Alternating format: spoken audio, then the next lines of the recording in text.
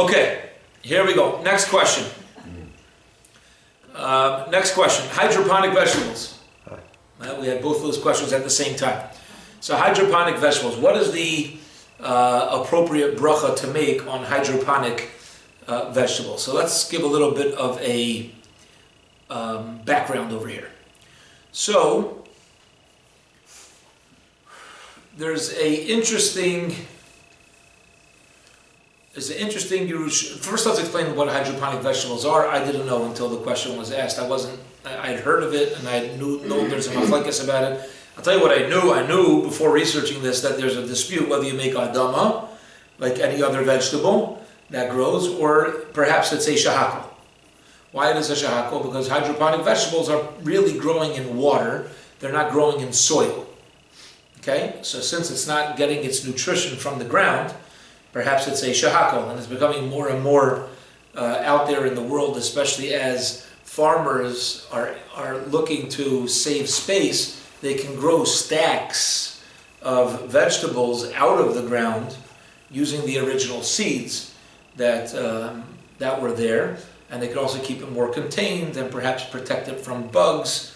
But that's going to be a separate conversation, whether hydroponic vegetables have a chazaka, have a status of not being buggy. It's not so simple either, because the moment you get one bug inside one of these homes, there's no way for them to get out. And then they could also, they're not growing them to make them bug-free. They're not growing them for us. We don't have a big enough of a market for that. I think it's an added perk, but the real reason why they're doing it is for the bottom line. And perhaps some people might have health concerns or to remove dirt, but not necessarily for kashrus concerns. So it's becoming more and more popular for fruits and vegetables to be grown hydroponically on vertical farm. So vertical farming is when we have stacked layers. It's a controlled environment, and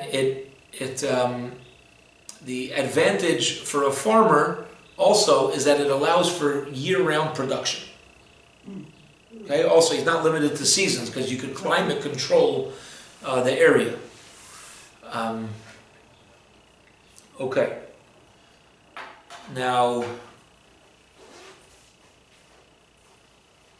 even that, like we said, you got to make sure there's a hechsher on it. Just because it says it's hydroponically grown doesn't mean it's bug-free for the reasons that we mentioned, right? They need to have a pretty good seal to keep everything out. Okay, but the shaila is what bracha ultimately is made. Is it a shakal or adama? So let's get into this. Let's give a little bit of a background. So the Gemara Yerushalmi in Tractate Kalayim, which discusses forbidden mixtures, you can't plant wheat with grapes, for example, right? It's like shatnez of produce. You know, that it mixed together. So, Gemara Yerushalmi, now when we learn Gemara, we learn Talmud Bavli, the Talmud of Bavel from Babylon. There's also a Talmud Yerushalmi that's not as often learned, but they have started Daf Yomi cycles in Yerushalmi as well. It's the Jerusalem Talmud. It's constructed differently. It does come from around the same era of time, okay? And you'll find an overlap of sages listed in Bavli and Yerushalmi. The reason why Bavli is learned more is the primary learning for us is because the majority of the sages at the time lived in Bavel. So we got more of the disputes. People say, oh, it's not good to have a machlekes. It's true. But when you had more heads in the room, you can come out with more emes from it. So we actually lean more towards paskening, ruling like a Talmud Bavli than we would a Yerushalmi. Not because the Yerushalmi specifically is incorrect, but because there's more of the Gedolim of the time, and there were more heads that came together in the Batei Medrash. Okay, that's it'd be a fascinating class on that, just the background of this. But I'm mentioning that because when I was in high school, somebody told me a halacha, and I said I never heard of it, and they said, how could you not hear of it? It's explicitly in the Talmud Yerushalmi, like I'm a fool. And I had never heard of it, and I recall going to my father, Zechron Levracha, and told my father, Tai, you never taught me this. Like, I never heard of this. Is that true? And he said, no, it's not the halacha. So I said, what do you mean? It's explicitly in the Yerushalmi. He says, and do you do everything the Yerushalmi says? Is everything the Yerushalmi says a halacha? I said, well, I guess not now. What do I know? I don't know the difference between a Bavli, Yerushalmi, a Shulchan Aruch, a Chumash. If a big rabbi says it, I'm in. You know what I mean? Like if it says it, well, I'm in 10th grade. But that allowed me to remember that you can have a big person saying something and not to negate it, chas v'shalom, and it's certainly part of the conversation. But for somebody to tell you, well, it says it in the Yerushalmi, so it must be that that's what we do, not necessarily true. Okay? So I'm just putting that in as a side tangent. Okay. So the Yerushalmi quotes the opinion of Rabbi Yossi. This is in Tractate Klein. Rabbi Yossi says that what happens if you have an otzitz she'enai nakov? What's the English? There's perforated flower pots and non-perforated flower pots. Which means a perforated flower pot is a pot with soil in it, holes on bottom, and it continues to draw nutrition from the ground. That's why there's holes on bottom. Okay? It continues to draw nutrition. In an uncanny way. Uncanny. It could be 10 feet off the floor. If it's a perforated flower pot, it continues to draw nutrition. It can even be in the air. Okay? Very interesting. An unperforated flower pot is referring to a flower pot, there's no holes, and it basically takes on its own identity. This is in its own flower pot. So Rabbi Yossi says, he has a question, should a person make hamotzi on wheat grown in a non-perforated flower pot? Because you say hamotzi lechem min haaretz. You bring up bread from the ground. It's not from the ground. I have a pan here, and I'm growing wheat in the pan. It ain't the earth. And it's not perforated. It's drawing its own nutrition. Okay? So the Yerushalmi itself is unsure. Yerushalmi leaves off that without a bottom line. Moving into the poskim, moving into halacha. So the Chai Adam says that because we're unsure, if a person has wheat from a non-perforated flower pot and they make bread, you should make a mizonos. Wow. Okay? Why? Because you're not sure whether to consider coming from the earth. The blessing of mizonos means sustenance. It's certainly sustenance. At least you're saying a true statement. You know for a fact, right? What's mazon? Mazon is sustenance. Borei mine mizonos. He creates types of things that sustain me.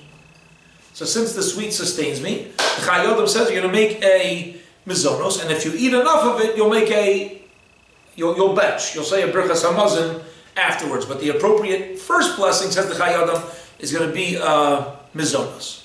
The Chai Adam goes on to say that what about vegetables now?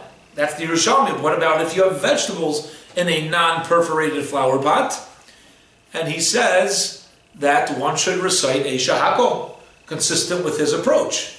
You can't say that this is hadama, from the ground, the same way you can't say on bread it's the aretz, the earth. So instead, you make a shahako, because that's a guaranteed true statement. What is shahako? Shahako, everything nihiyah came to be bidvaro, with the word of God. Right? And this is true. So it's a true statement. You made a shahako. Says the Chai Adam, wheat grown in a non-perforated flower pot, it's certainly wheat, so it's sustenance, mizonos. Vegetables grown in a non-perforated flower pot, also, because the Yerushalmi left us in doubt, without a final answer, let us make a shahako. Fine. Like mushrooms? Well, mushrooms clearly are not from the ground because they get their nutrition from the air. Right. What happens though if I grow tomatoes in non-perforated flower pots? According to the Chai Adam, those are going to be shahako. Okay? This is more common. It's more common. I have a perforated flower pots. If there's any holes, that continues to suck nutrition. So that's going to be Adam. Non-perforated, the Chai Adam says, you grow tomatoes by your window, or something else that's there, it's going to be a shahako. Okay. So that's the Chai Adam. And the Chai Adam is what we'll call a big gun, a big paisik, somebody we rely on in general. However, there's other opinions. Let's get into that. The other opinions, like the Stei Chemed and the Iglei Tal, they hold that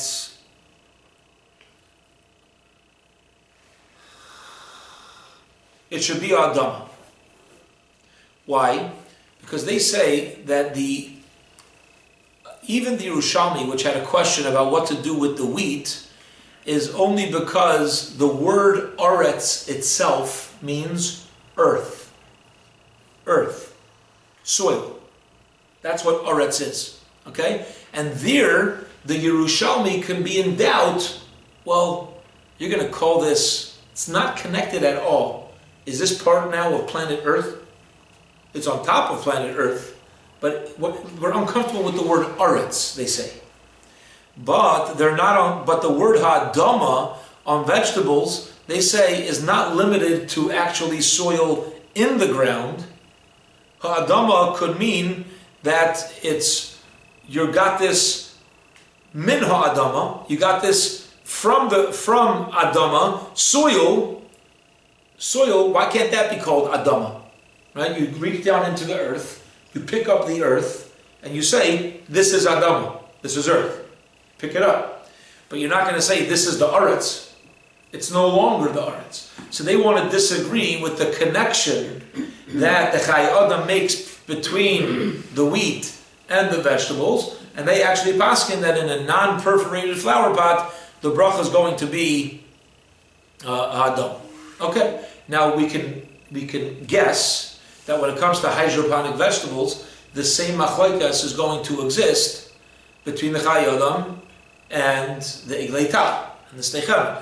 Because according to the Chai Adam, it's not on the ground, shahako, that's it. But according to the other opinion, here's the logic, according to the other opinion, that the vegetables are created and originate from seeds, so the seed is from Ha'adama. This continues to be something that when you look at it, you still see that it's sourced from the earth, because it comes from the seed that was made by the earth, so you still see its source in the bracha, and it would ultimately be a Ha'adama. But okay, now bottom line, yeah. There is a difference. In the case with the vegetables in the pot, you're actually using actual soil from the ground.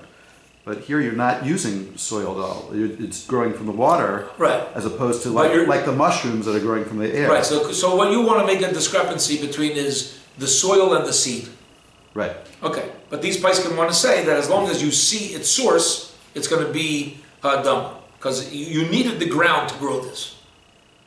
It also seems, and I was doing a little research on this after the question was asked, a lot of these. Not a lot. Some of these plants that grow hydroponically, they actually have some way, like a source that connects the greenhouse, I guess, call it, or whatever they call it, to like a field of lettuce. Or somehow, like the irrigation, they try to like connect irrigation because they need to rely on that too to put it. So if that's that type of hydroponic, it might change things. Might change things as well. I just want to get to the bottom line halacha that we found out, because this question was asked practically. The person wanted to know at the time, and I just knew about this machlekes, but I was unclear as to how we paskin. So I texted my cousin Reb Shalom Talmud from the Star K, and he immediately responded that Rabbi Heinemann holds it's a shahako, but it's a dispute. He recognized that. Afterwards, I looked up by the OU. They also hold it's a shahako. And they quoted Rabbi Ovadia Yosef in the Yechav Das. Rabbi Ovadia Yosef, the Rabbi Ovadia Yosef Paskins, he rules that it should be a shahako, and he actually says what Linda brought up, which is it's like a mushroom. Now I said, well, the mushroom is getting its nutrition from the air. This is different, right? Here you mamish have seeds that are from the ground, but he says that that first of all you find things that are on the ground. A mushroom, it can't be hanging in the middle of the air. So even though it gets its nutrition from the air, but it still needs a source. And he compares, which is actually very logical, he compares, and maybe according to your lumdus, the difference between the seed and soil. So since the mushroom's not in the soil, but it needs, so then you could say the seed, right? The seed takes a secondary role. And he also points out that even though you're not allowed to plant in soil during Shemitah, He says you're allowed to plant hydroponically. During Shemitah in Eretz Yisrael, you could grow hydroponic vegetables because planting in water doesn't have Hilchos Shemitah. Yes, you're planting in water. You're not planting in soil. Rav Moshe Sternbach, who's the head of the Eida Charidus now, also a little bit of a family with us. My brother's his nephew. Rav Moshe Sternbach was a chief rabbi of South Africa, and he's originally from England. Tremendous tzaddik. He's one of the biggest poskim in the Eida Charidus world. Hundreds of thousands of followers. A tremendous posik. So he has a sefer Tshuvas Van Huggis that I learned through, and Rav Moshe Sternbach holds it's Adama. He follows the line of reasoning that if it starts from the ground, it's in the ground. Rav Shmuel Vosner, also one of the biggest poskim of Bnei Brak, who passed away maybe 10 years ago, he also paskined it's Adama. And what Rav Vosner writes is interesting, and Rav Moshe Sternbach touched on this as well. They say that this is unique. That Chazal, our sages, establish blessings on species. So according to them, even if you find completely new ways to create a species, but it's still lettuce, it's still cucumbers, it's still tomatoes, the bracha on a tomato is Adama. Okay? And since tomatoes are ordinarily grown in soil, tomatoes are Adama. Okay, it's called fruit of the land. Now they do agree that if the society would change and majority would be hydroponically grown, the bracha would change. Because it goes by what's the proper bracha to make on that species. When I look at a tomato nowadays, this is a psychology thing, but very important. When I crunch on a tomato and I look at it, what am I seeing? I'm seeing a vegetable that grows in the ground. I bought it from a store that sells hydroponically grown vegetables. Doesn't matter. This is a vegetable that grows from the ground. Actually, it's a fruit. Huh? Well, you make Adama, so it gets its nutrition from the ground as opposed to a tree. I know. Halachically. You're calling it, it's a halachic vegetable. You're calling it a fruit. Yeah. You probably call banana a fruit too. Oh, that's right. What's that? What, the vine? What's that? Yeah, comes from vine, yeah. So in English language, it's called a fruit because there's a No, vine. scientifically, it's Scientifically, yeah. Okay. So But now since it it's draws- salads. All of a sudden, tomatoes aren't even a shahakol. So do hydroponic vegetables from Eretz Yisrael have to be meiser? Oh, Hydroponic vegetables are zerchiyuv in meiser. If there's According to no the shears? Chazon Ish, no. Right? According to Chazon Ish, no. Correct. And that's going to be the general psak. Very good. Very good. It's a good nafkamino. So according to them, according to Rav Vosner and Moshe Sternbach, the proper bracha, even if it's in a non-perforated flower pot, okay, hydroponic and non-perforated flower pots on tomatoes would be adama. Practically, Rav Ovadia Yosef says it's a shahakol, but the OU, when they go through this, they write that he does agree that if a person made a hadama, that they were yotze. So he says the ideal bracha is going to be a shahakol because that is more of a true statement, not the hadama.